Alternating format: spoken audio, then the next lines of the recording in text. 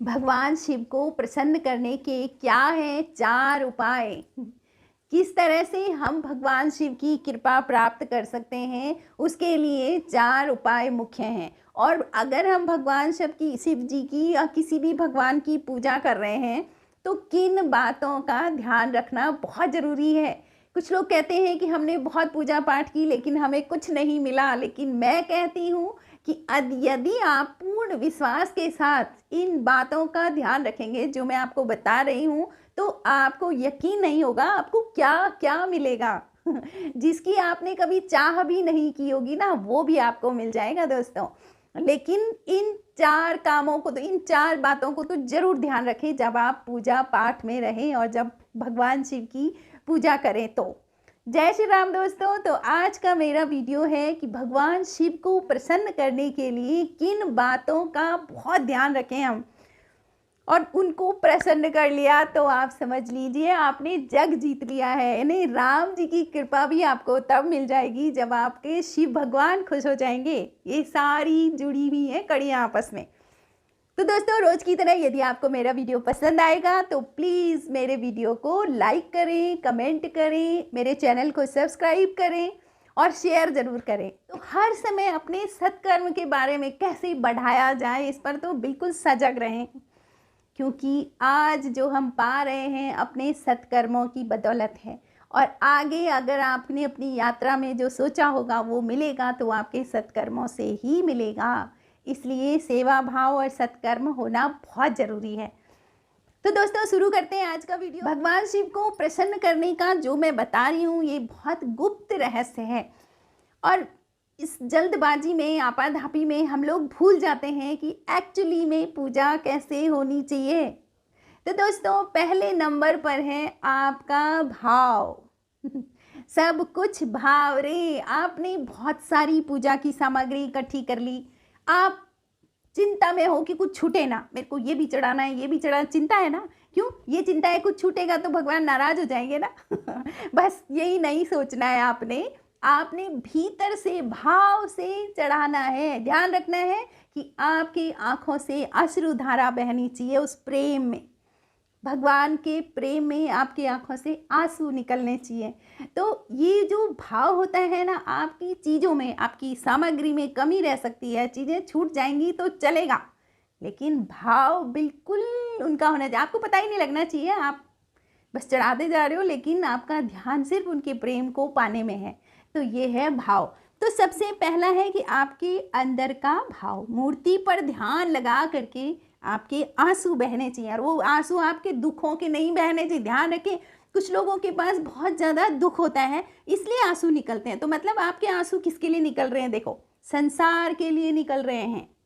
भले ही भगवान पिघल जाएंगे, तुम्हारे दुखों को दूर करेंगे, लेकिन आंसू संसार के लिए नहीं, भगवान के लिए निकलने चाहिए। तभी आपको उनकी पूरी तरह से भक्ति मिलेगी। मतलब इस बात का ध्यान रखना है आपने, ठीक है। नंबर 2 है कि हर रोज सबसे पहला काम भगवान का काम होना चाहिए। आप जागते हुए भगवान का नाम लेते हुए सबसे पहले आपको एक काम करना है कि आप जागते हो तो स्नान करके भगवान की साफ सफाई, पूजा पाठ, अपने पूजा स्थल पर पूरी साफ सफाई करके आप बस 2 सेकंड का ही करो, 3 सेकंड का करो, ध्यान करो उनका, और उसके बाद अपने काम की शुरुआत करें। तो दिन की शुरुआत भगवान की पूजा से होनी चाहिए। मंत्र करें, जाप करें, पूजा करें, जो आप करते हैं वो करें, लेकिन शुरुआत उनके काम से करें, तो फिर आपका सारा दिन अच्छा रहेगा।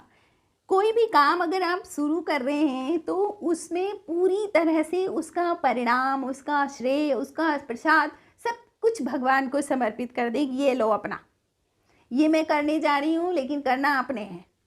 फिर वहाँ पर ये नहीं होना चाहिए कि मैंने तो ये सब कुछ करा है ना, ये अहंकार आ जाता है। आप पूरी तरह से उनको समर्पित कर दीजिए और फिर देखिए आपका काम कैसे बढ़ता है। फिर आपको चिंता नहीं रहेगी कि इसका परिणाम क्या होगा, क्योंकि आपको पता है भगवान के पास अगर नहीं भी सही होगा, एक्सेप्टेड हो गया तो बहुत ही मज़ेदार बात हो गई, लेकिन उसका पूरी तरह से श्रेय किसको देना है? भगवान को देना है। तो ये हो गई दूसरी बात कि दिन की शुरुआत भगवत कार्य से हो। तीसरा काम है कि पशुओं के प्रति करुणा आपके मन में होनी चाहिए, पशुओं के प्रति, क्योंकि भगवान शिव को पशुपतिनाथ कहते हैं। अगर आप किसी भी पशु को दुख दे रहे हैं, आप मतलब अपने कामों में इतना व्यस्त है कि आपका उनके ऊपर ध्यान नहीं जा रहा है, तो समझ लीजिए आप चाहे कितनी पूजा कर लें, भगवान कभी खुश नहीं होंगे। तो अब लोग घर में कुत्ता पालते हैं और उस कुत्ते का फिर ध्यान नहीं रखते हैं। बहुत सारे लोग ऐसे हैं कि कुत्ता पालते हैं लेकिन उसका ध्यान नहीं रखते हैं।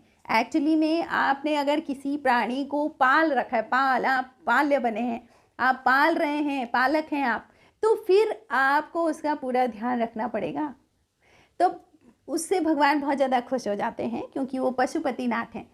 दोस्तों, आपको बहुत बारीक एक पैनी नज़र अपने कर्मा पर रखनी चाहिए कि आप क्या कर रहे हो। ध्यान रखो, दुनिया संसार पर ध्यान मत रखो, अरे खुद पे ध्यान रखो कि मेरा अगर मैं ऐसा कर रही हूँ तो इस कर्म की मुझे क्या सज़ा मिलने वाली है। अगर आप इतनी सजगता से जीवन जिएंगे ना, तो आप इस भवसागर से भी पार हो सकते हैं। तो दोस्तों, अगर भगवान शिव को प्रसन्न करना है तो पशुओं पर करुणा करें, पशुओं पर दया करें, उनको खिलाएं पिलाएं, जितना आप कर सकते हो उतना करें। दया का भाव रखें तो वो बहुत खुश होते हैं। दोस्तों, अगला चौथा है कि साधु संत महात्माओं के प्रति आदर का भाव रखें। जो सन्यासी होते हैं, साधु संत होते हैं, जो दिन रात भगवान को जपते हैं, उनके पास भगवान के साथ उनका कनेक्शन होता है। और आपने किसी भी धुन में कुछ भी सोचे बिना अगर उन किसी को कुछ बोल दिया है साधु संत को, तो भगवान बहुत ज़्यादा नाराज़ होते हैं। यानी आप ये लगाओ कि जो साधु संत होते हैं वो अपना सत्कर्म, जो उनका सत्कर्म होता है ना, उसको भी समाज को देते हैं। हम लोग कहते हैं कि मैंने ये सत्कर्म करा तो इसका फल मेरे बच्चों को मिले या फिर हम ये बोलते हैं इसका कुछ पुण्य मुझे मिले, है ना। लेकिन साधु संत पुण्य नहीं लेते हैं, वो पुण्य देते हैं। दोस्तों, एक बार माँ गंगा ने सब भगवान से बोला था कि मैं अगर सारे लोग पृथ्वी लोक में सबके पाप धोती रहूँगी तो मैं तो ऐसी ख़त्म हो जाऊँगी, है ना, गंगा माँ सूख जाएगी, है ना, क्योंकि मैं बस पाप ही ले रही हूँ तो मैं कैसे पुष्ट रहूँगी।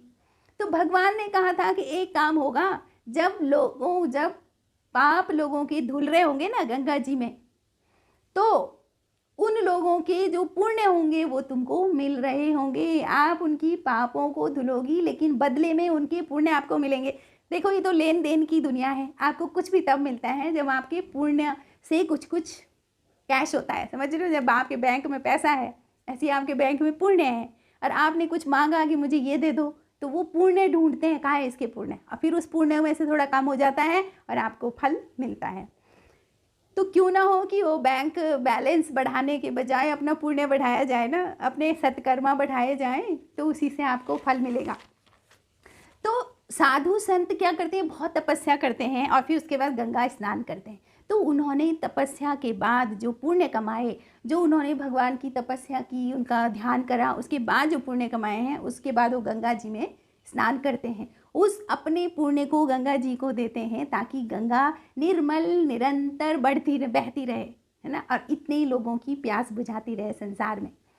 तो इसलिए कुछ भी आपको तब मिलता है जब आपको पुण्य मिलते हैं। तो साधु संतों की तो कभी भी उनके बारे में गलत ना बोलें, गलत ना सोचें, ना गलत उनको बोलें, और अगर आपको कहीं पर मौका मिले तो उनकी सेवा करें।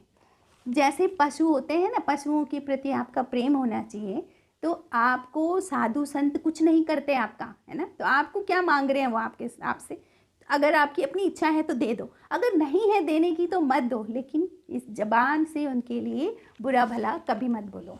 तो इससे भगवान शंकर बिल्कुल भी खुश नहीं होंगे अगर आप ऐसे कर्म करोगे तो ये हो गया। इसके अलावा और भी बहुत सारी चीज़ें हैं कि समाज में गलत व्यक्ति, गलत आदतों वाले से दूरी बना के रखें, क्योंकि स्प्रेड होती हैं चीज़ें। जो गलत आदमी होगा उसकी बातें आप सुनोगे तो कहीं ना कहीं आप अट्रैक्ट हो जाओ, उसकी एनर्जी आप पर आ जाएगी और आप पर भी उसका असर हो जाएगा। इसलिए, और नेगेटिव जो नकारात्मक लोग होते हैं भाई, उनसे तो थोड़ा दूरी ही बढ़ानी चाहिए। अगर उनके पास बैठे हो तो अपनी पॉजिटिविटी को बढ़ाते रहो ताकि वो आप पर असर न करें।